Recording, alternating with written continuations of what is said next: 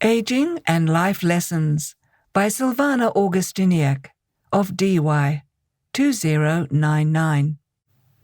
Narrated by Rowena Robinson. The early morning sun streamed through my bedroom window, embracing a new day and caressing me with its warmth. My iron-lidded eyes, still firmly shut from nightly slumber, languor with yesterday's dreams. Suddenly, a pleasurable awakening of familial smells suspends me as a captive of my senses. The sensual scent of salty air and the lingering sweet aroma of gardenias frequent my nostrils like welcomed guests that have visited me time and time again. These aromas are fond memories from my childhood that envelop me, a reminder of the eternal gratitude and acknowledgement of how wonderful and beautiful life was, is, and can be. I am the time traveler, journeying into my inner space, gliding along an infinite passage of eclectic experiences. I grasp to what is good, but with conviction steer away from the black holes hiding deep, dark, menacing phantoms from my past.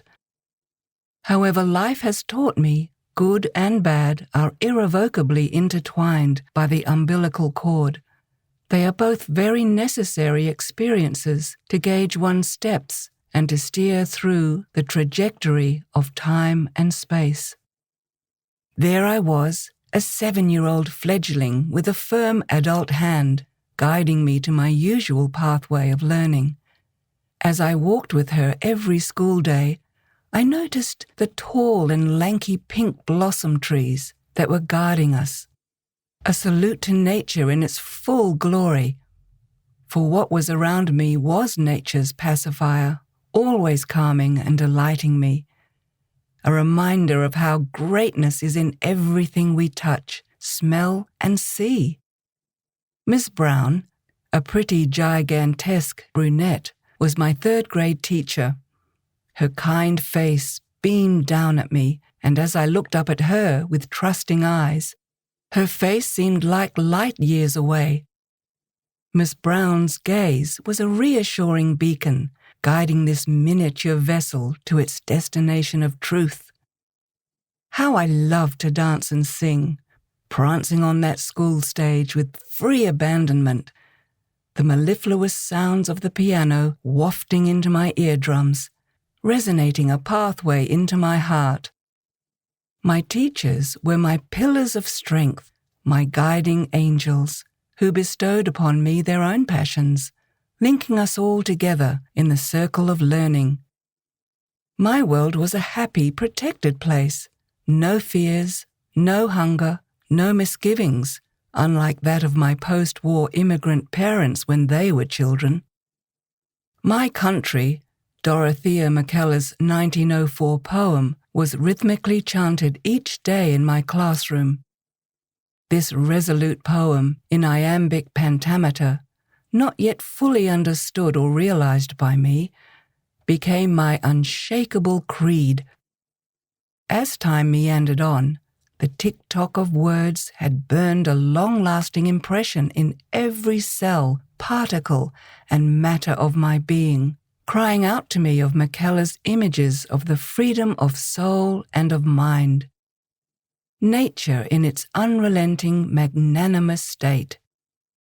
The verdant hills and plains are surrounding us, the vast, roaring oceans ripping along with smouldering forests and merciless skies, again were and are a reminder that greatness and horror are intrinsically bound to each other in this life.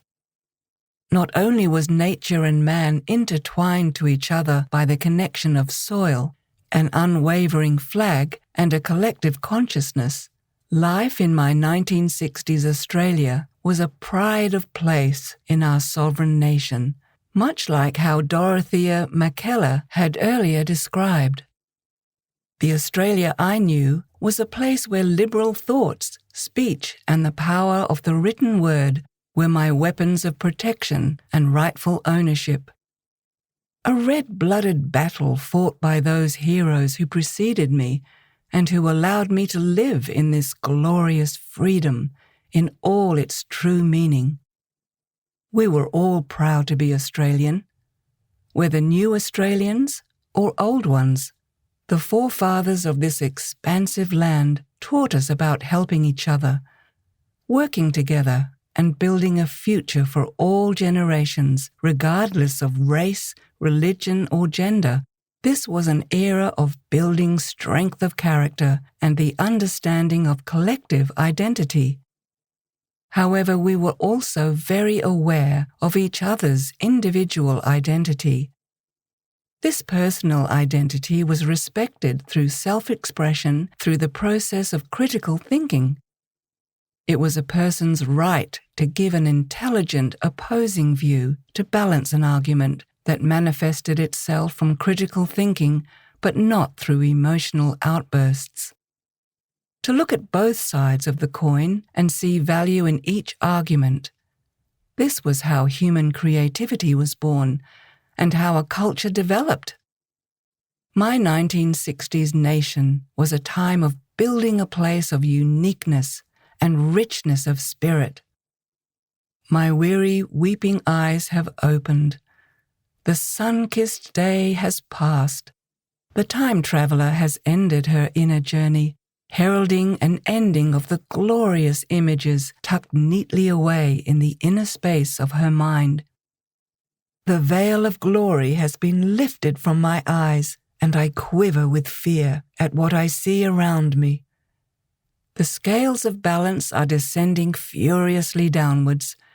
I cling to the daisy chain of hope and welcome a return to a better future for one and all.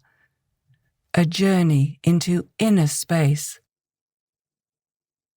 The end.